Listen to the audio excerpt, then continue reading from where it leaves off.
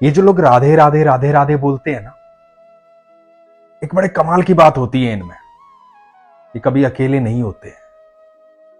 इनके साथ हमेशा राधा रानी रहती है, ठाकुर जी रहते हैं। आप देखना कभी भी इनके चेहरे पर अलग ही तेज होता है, खुश रहते हैं हमेशा, क्योंकि ये जो नाम जाप है ना, ये एक अलग ऊर्जा पैदा कर देता है। आपके चारों तरफ एक ऐसा घेरा तैयार करता है जो आपको सुरक्षित रखता है, किसी को दिखाई नहीं देता है लेकिन होता है। इसी बात से जुड़ा हुआ एक प्रसंग आपको सुनाता हूं, एक अद्भुत प्रसंग, बड़े ध्यान से सुनिएगा। हरे कृष्ण दोस्तों, मैं हूं अनुज शर्मा। दिल्ली नजफगढ़, वहां रहती हैं ममता ढिंगरा ठक्कर। ममता ढिंगरा ठक्कर बताती है कि उनका पूरा परिवार ठाकुर जी का अनन्य भक्त है। राधा रानी की कृपा बरसती है उन पर। पति पत्नी और 2 बच्चे, एक बेटे का नाम माधव, दूसरे का नाम मोहित। ममता जी बताती हैं कि हर महीने या 2 महीने में राधा रानी से मिलने, ठाकुर जी से मिलने बरसाना वृंदावन जाते रहते हैं।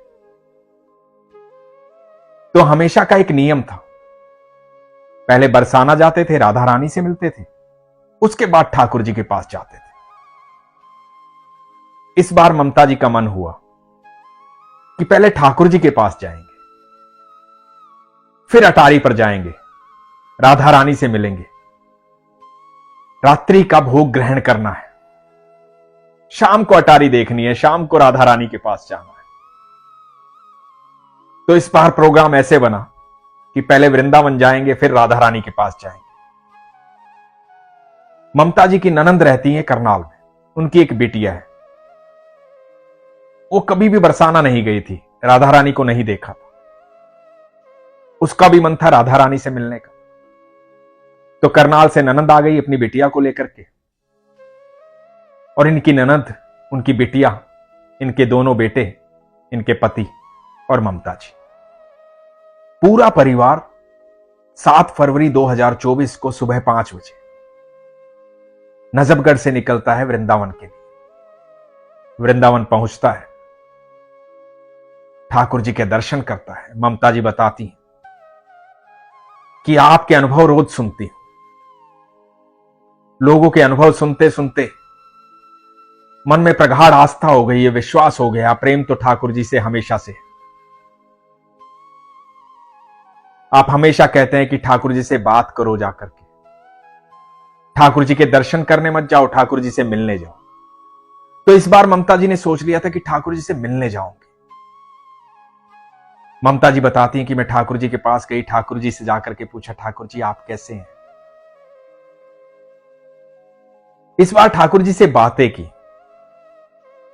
प्रेम भाव की बातें, अपने मन की बातें। ममता जी बताती हैं 1 बजे के आसपास ठाकुर जी के दर्शन करने के बाद, निधिवन जाने के बाद, सेवा कुंज जाने के बाद, यमुना महारानी के दर्शन करने के बाद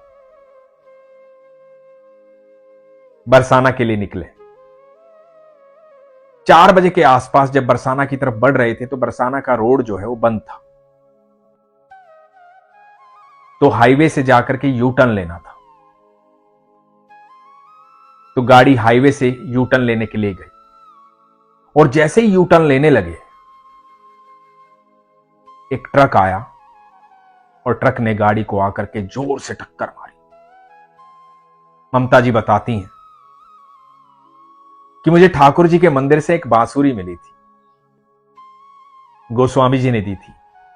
वो बांसुरी मेरी गोदी में थी। परिवार निरंतर नाम जाप करता ही रहता है, ठाकुर जी की, राधा रानी के रंग में रंगा ही रहता है। इधर ट्रक ने टक्कर मारी, इतनी जोरदार टक्कर मारी, उसके बावजूद भी गाड़ी पलटी नहीं, गाड़ी पूरी टूट गई। यह हिस्सा था ड्राइविंग साइड का। ममता जी बताती हैं कि इनके पति ड्राइव कर रहे थे, पीछे वाली सीट पर बेटा शीशे का सहारा लेकर के सो रहा था। उसी साइड ट्रक ने टक्कर मारी थी। गाड़ी के आगे का शीशा पूरा टूट गया था। यह दुर्घटना बहुत बड़ी थी, लेकिन कमाल की बात यह थी किसी को खरोच भी नहीं आई।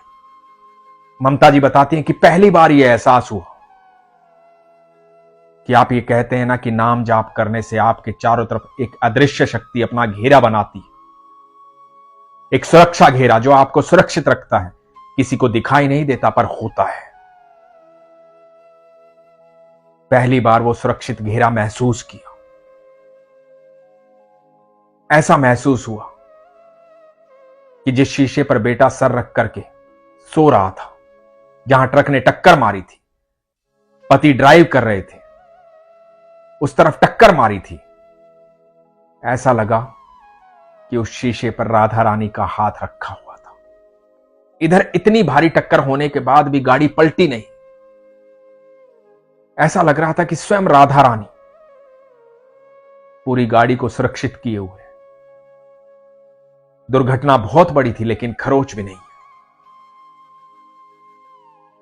जीवन के इतने सालों में पहली बार यह एहसास हुआ कि स्वयं राधा रानी, स्वयं ठाकुर जी हर पल साथ है। पूरा परिवार सुरक्षित रहा। ये साक्षात भगवान की कृपा है। जब ईश्वर में प्रगाढ़ आस्था होती है तो ईश्वर स्वयं साथ रहते हैं।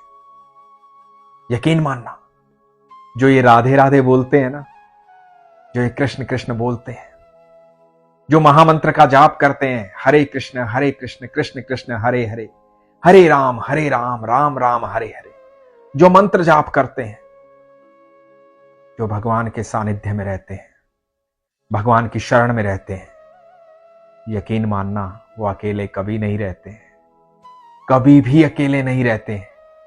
ईश्वर हर पल उनके साथ रहते हैं। इस अनंत ब्रह्मांड में ऐसी कोई नकारात्मक ऊर्जा नहीं, जब आप ईश्वर के सानिध्य में हो तो आपसे वो टकरा सके। आपकी ऊर्जा सकारात्मक हो जाती है। सिर्फ आपकी ऊर्जा सकारात्मक नहीं होती, आपके इर्द गिर्द सबकी ऊर्जा सकारात्मक हो जाती है। ईश्वर का एक बच्चा किसी भी बड़ी संगत में बैठा होता है तो उस संगत का रूप बदल जाता है, वहां के विचार बदल जाते हैं, क्योंकि वहां ईश्वर साक्षात होते हैं। आप जब भी किसी ऐसे व्यक्ति से मिलोगे ना जो ईश्वर के भाव में रहता है, ईश्वर का नाम जाप करता है, एक बार 5 मिनट उनके साथ बैठ के देखिएगा। आपको एहसास होगा। आपको यह एहसास नहीं होगा कि आप अपने मित्र के साथ बैठे थे, किसी भक्त के साथ बैठे थे। आपको यह एहसास होगा कि आप साक्षात ईश्वर के साथ बैठे थे। जो ईश्वर के सानिध्य में होता है, ईश्वर उसके भीतर निवास करते हैं। ईश्वर हम सब के भीतर है, हर जीव के भीतर है। लेकिन जब आपकी आस्था प्रगाढ़ हो जाती है तो वो जागृत हो जाते हैं, और जब वो जागृत हो जाते हैं तो आपके भीतर वो सबको दिखाई देते हैं। आपका ऑरा बदल जाता है, आपके चेहरे पे एक अद्भुत तेज आ जाता है, आपकी वाणी प्रभावशाली हो जाती है, लोग आपसे मिलकर प्रसन्न हो जाते हैं।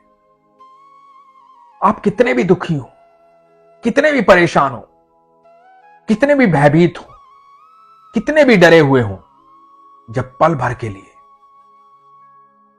आप मन से, शांति से, एकांत में बैठ करके एक बार बड़े दिल से राधे बोलोगे ना, एक बार दिल से कृष्ण को आवाज दोगे, सारे शरीर की ऊर्जा बदल जाएगी।